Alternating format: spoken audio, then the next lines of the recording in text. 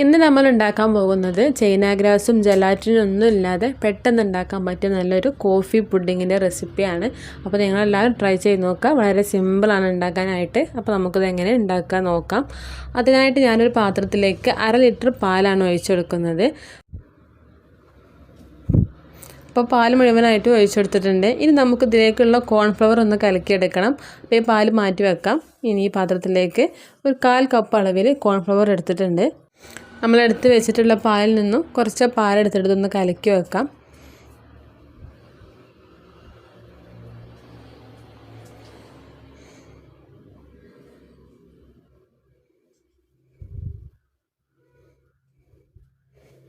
ഒട്ടും കട്ടയില്ലാതെ നല്ല പോലെ ഇളക്കി വെക്കുക.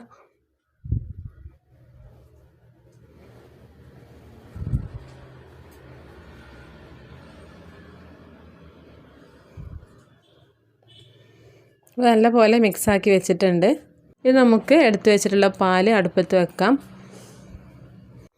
പാലൊന്ന് ചൂടായി കിട്ടുമ്പോഴേക്കും നമുക്ക് പുഡിംഗ് സെറ്റാക്കി വെക്കാനുള്ള പാത്രം ഒന്ന് നെയ്യ് പുരട്ടി വെക്കാം. അപ്പോൾ ഞാൻ ഇതേപോലെ ഒരു ഗ്ലാസിൻ്റെ പുഡിംഗ് ട്രേ ആണ് എടുത്തിട്ടുള്ളത്.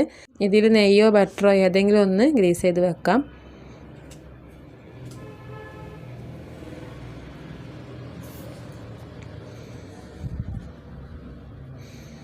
ഇതിവിടെ നിൽക്കട്ടെ. അപ്പോഴേക്കും നമ്മുടെ പാൽ നല്ലോണം ചൂടായി വന്നിട്ടുണ്ട്. ഇതിലേക്ക് നമുക്ക് ആവശ്യത്തിനുള്ള പഞ്ചസാര ചേർത്ത് കൊടുക്കാം. അപ്പോൾ ഞാനിവിടെ 1/2 കപ്പ് അളവിലാണ് പഞ്ചസാര ചേർത്ത് കൊടുത്തിട്ടുള്ളത്. നല്ലോണം മധുരം വേണ്ടാന്നുണ്ടെങ്കിൽ 1/2 കപ്പിലും കുറച്ച് കുറവായിട്ട് എടുത്താൽ മതി. ഇതിലേക്ക് ആവശ്യമായിട്ടുള്ള കോഫി പൗഡർ ചേർത്ത് കൊടുക്കണം. അപ്പോൾ ഞാനിവിടെ ഇതേപോലത്തെ 2 ഇൻസ്റ്റൻറ്റ് കോഫി പൗഡറാണ് എടുത്തിട്ടുള്ളത്. ഇത് പൊട്ടിച്ചിട്ട് ഇട്ട് കൊടുക്കാം.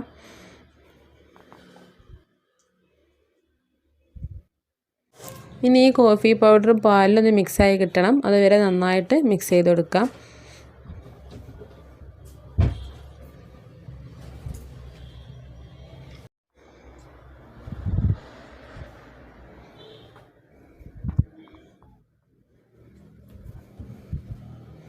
നല്ലപോലെ മിക്സാക്കി എടുക്കാം.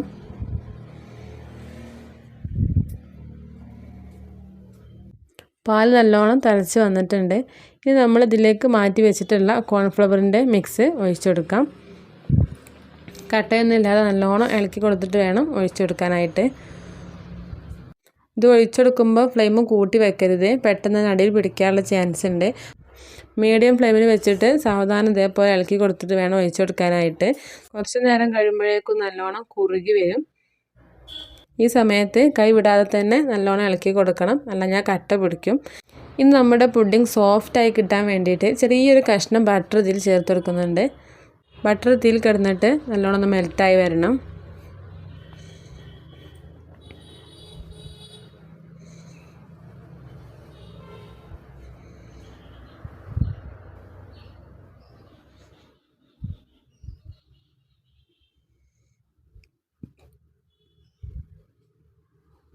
ഇതേപോലെ നല്ല രീതിയിൽ കുറുകി വരുമ്പോൾ നമുക്ക് ഫ്ലെയിം ഓഫ് ചെയ്യാം.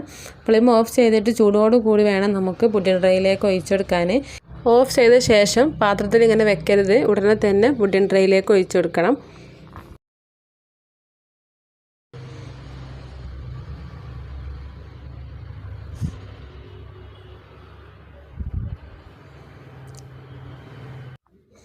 ചെറുതായിട്ടൊന്ന് ടാപ്പ് ചെയ്ത് കൊടുക്കാം.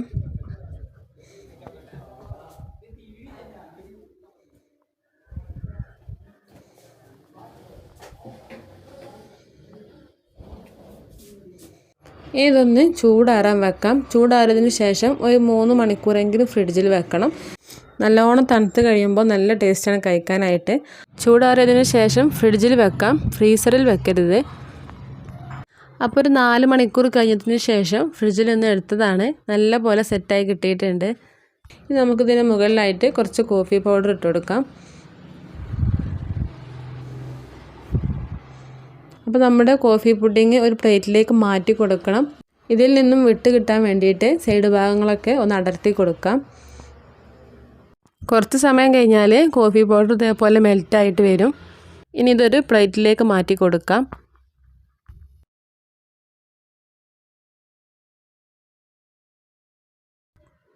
അപ്പോൾ നിങ്ങളെല്ലാവരും ഉണ്ടാക്കി നോക്കുക. നല്ല ടേസ്റ്റുള്ളൊരു പുഡിങ്ങാണ്.